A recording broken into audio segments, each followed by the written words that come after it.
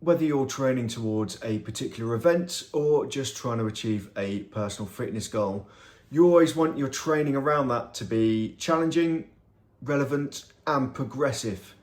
But what happens when that training hits that first metaphorical speed bump? Or in my case, what happens when I go on what should be a fairly simple training run and it just absolutely sucks?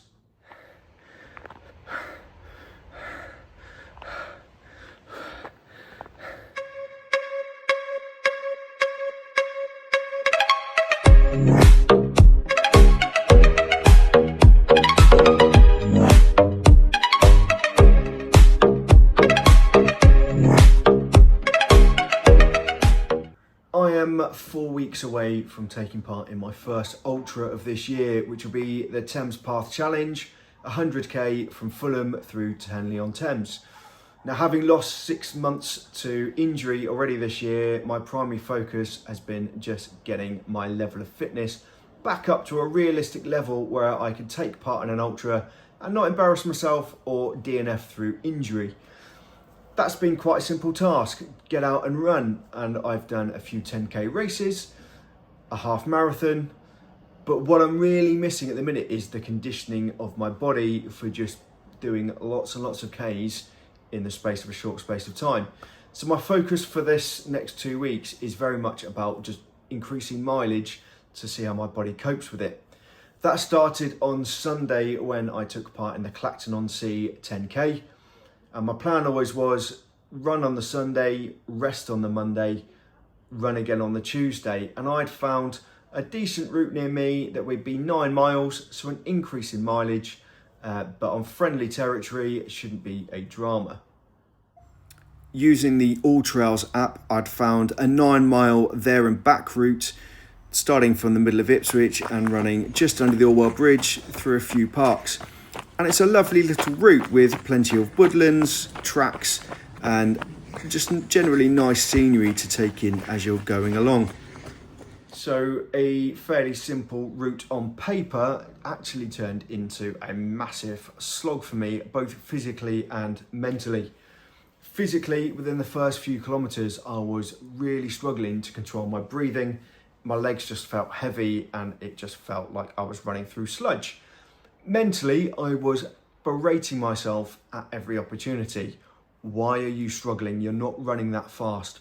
Why are you struggling to maintain your breathing? Why do you feel so tired? And by the 3k mark, I just stopped running.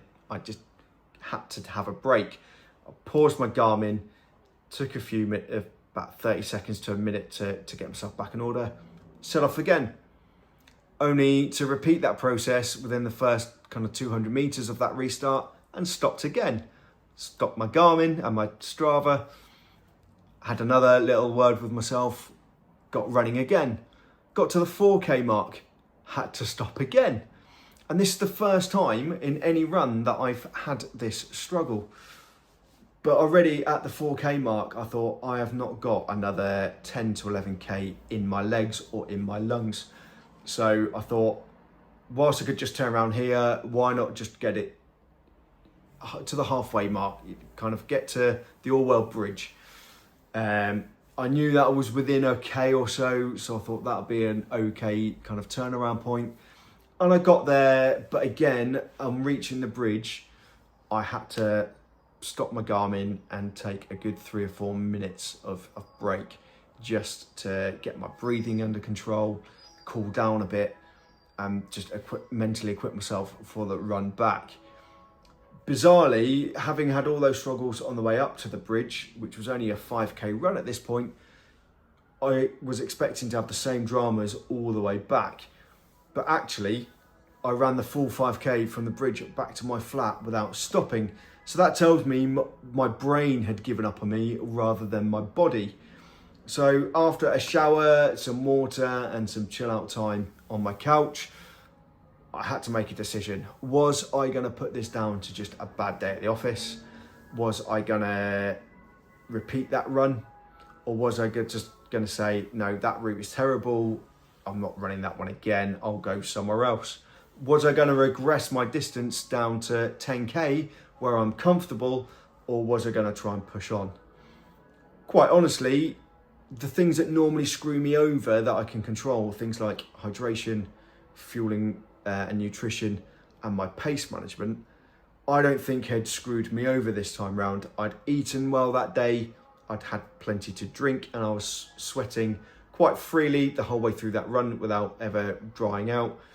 And my pace, when I looked at my Strava, wasn't extreme at all. It was roughly what I'd expect to run on a cross-country route.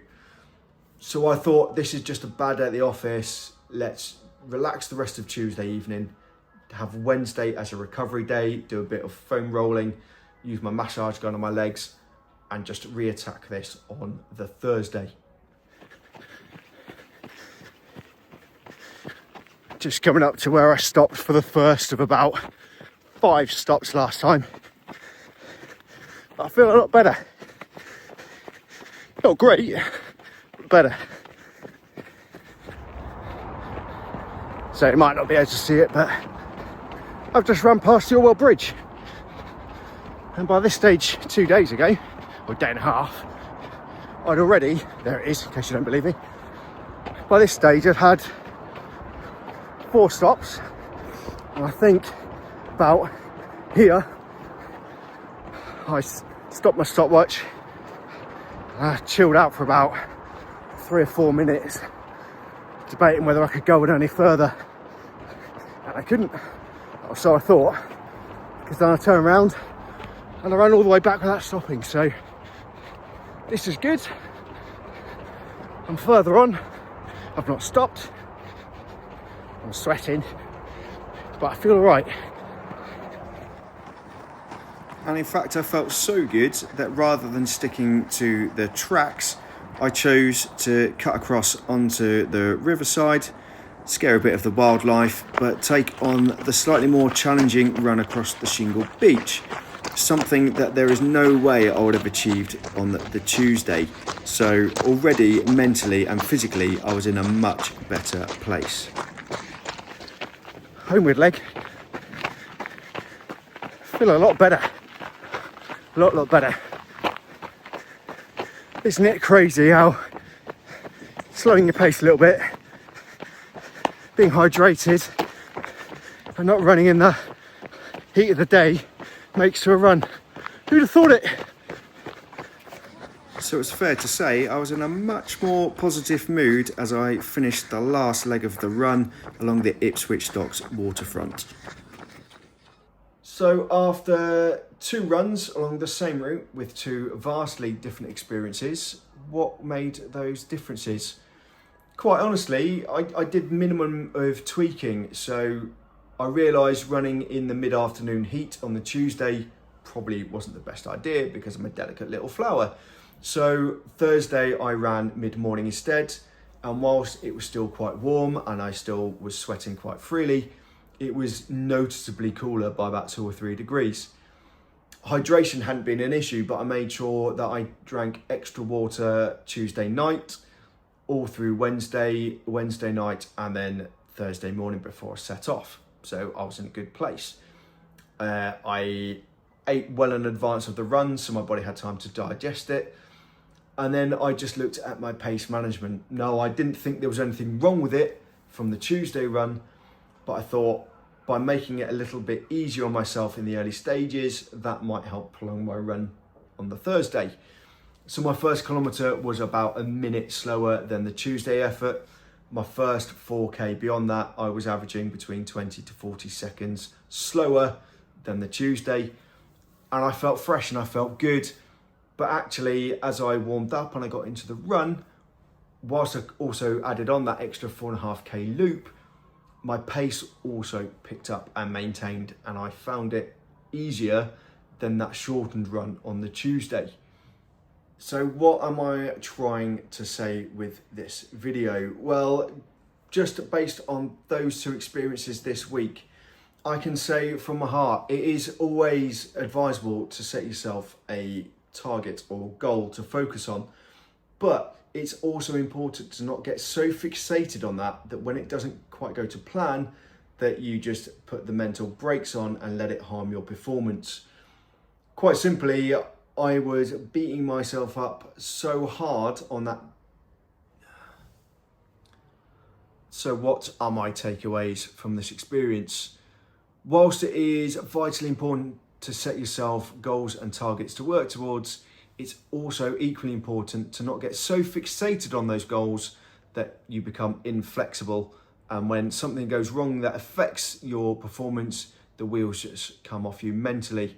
Sometimes, no matter how much positive momentum you've got and how much progress you've made, sometimes you just have to regress slightly, whether that's running a shorter distance, running slower, or just changing your training profile in order to meet your goals in the long run. One step back to go two forwards. In my case, I had it in my head that I was going to run almost 15k on the Tuesday. By 3k in, it would have been really easy to just cave in, turn back for home with my tail between my legs. Whilst I didn't achieve my end goal, I managed to still set myself a realistic target of getting to the 5k mark, acknowledging I was probably going to need to have another rest, but then still run back the rest of the way. I wasn't anticipating being able to run back without stopping, so that was a minor bonus in what was a bit of a shoddy day. But nonetheless, I still managed to run 2/3 of my total training distance in that one sitting. Again, I could have just sulked and not gone back, but I took control of the kind of environmental factors and the physical aspects that I could, and I just set myself a new training goal to go out, reattempt the distance, but just go slower in a slightly cooler environment and see what would happen. So I've actually made those two steps forwards. And even though I did it to myself on the Tuesday, equally it is vitally important that when things aren't going your way and you're already feeling things physically, try not to then add to it with a mental barrage of negativity. I did it myself, and it directly, I think, correlated to me not being able to run the full distance on that Tuesday. However, there is no need to pile on yourself with loads of negativity. Yes, we all wish we could just achieve every goal, every target, every time we set out to do it. But if it was easy, there'd be no sense of achievement. And where would be the point of that? If everything was easy, there'd be no point in doing it. So sometimes it's important just to take a breath, take a minute and think about what really is going on. And if you have to just chill out a little bit more and attack it another day, then no harm, no foul.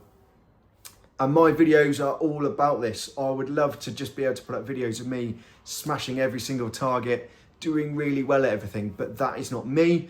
I'm not going to get to the Olympics. I'm very unlikely to ever win any of these endurance races. All I'm looking to do is try and finish as best I can. I make mistakes along the way in my training, in my approach to these races, and certainly in my post-race recovery. And I will highlight them all. Firstly, just to show that I am human. I think it makes me more relatable as an amateur runner to show that I am stupid with some of the things I do. But equally, it's in the hope that you as a runner, if you come across this video and you are new to the running journey, you don't replicate my mistakes. And if this helps you, then absolutely fantastic.